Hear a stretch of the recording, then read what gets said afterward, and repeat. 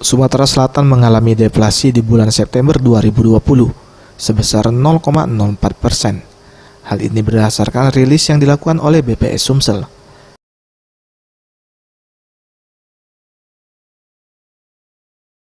Endang Triwahyuningsi, Kepala BPS Sumsel mengatakan, deflasi yang terjadi di Sumsel karena pengaruh kondisi perekonomian yang belum normal terkait penyebaran virus corona yang berdampak ke seluruh sektor.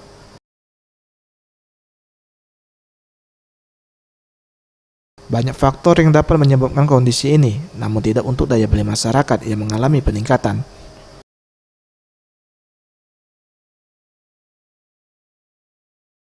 Dua daerah yang menjadi indikator yakni Kota Palembang mengalami deflasi 0,05%, sedangkan Kota Lubuk Linggau 0,04%.